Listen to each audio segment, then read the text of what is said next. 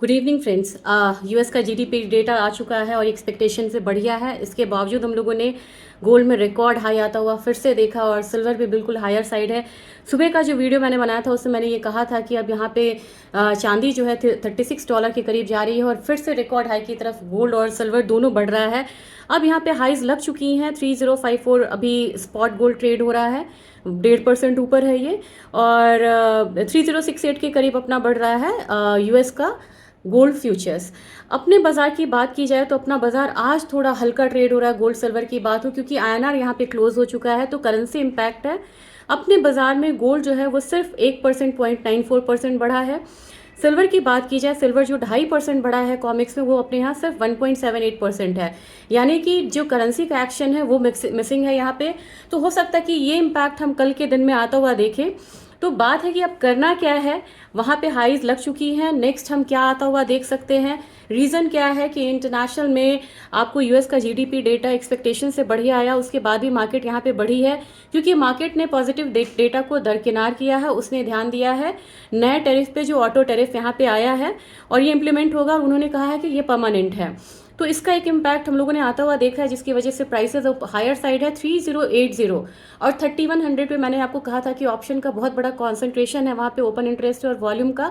फिर हम 3150 आता हुआ देख रहे हैं। तो कल मैं आपसे ऑप्शन डेटा शेयर करती हूँ, आप ट्यून रहिएगा वीडियोज़ के साथ। और फिर अगर सिल्वर की बात की जाए, $36 ऊपर अगर क्लोजिंग होती है तो नेक्स्ट हमारा जो टारगेट होगा $36.5 के बाद सीधा $38 होगा।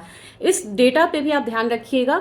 और सिल्वर का अब जो सपोर्ट बन रहा है ये $34 बन रहा है। और गोल्ड की बात की जाए तो यहाँ पे जो सपोर्ट बनेगा वो यहाँ पे 3020 से लेके $3000 रहेगा। इंटरनेशनल मार्केट में फिर से एक बार लेवल्स को दोहराना चाहूंगी। अपसाइड जो है वो $3100 से लेके 3150 अब हम देख सकते हैं। बीच में एक हर्डल आ सकता है 3080 का। और डाउन साइड जो है वो $3000 से $3020 है। इंटरनेशनल मार्केट में सिल्वर जो है $36 जा सकता है यहाँ पे, और उससे ऊपर हम यहाँ पे $38 भी आता हुआ देख सकते हैं। इसका जो सपोर्ट है न्यू वो बनेगा $34।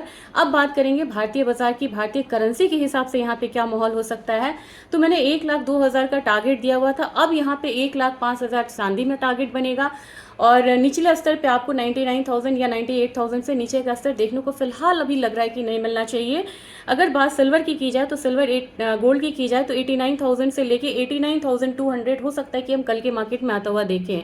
और आपको अकॉर्डिंगली यहाँ पे प्लान करना होगा क्योंकि कल के मार्केट के बाद 3 दिन का लंबा वीकेंड आ रहा है जिसमें कि काफ़ी वॉलेटाइल हो सकता है। और इसी में वो समय भी आ रहा है 31 मार्च तक हमारी छुट्टी है, बैंक्स का भी न्यू फाइनेंशियल ईयर आ जाएगा और साथ में 2 अप्रैल से रेसिप्रोकल टैरिफ जो है वो इम्प्लीमेंट होगा।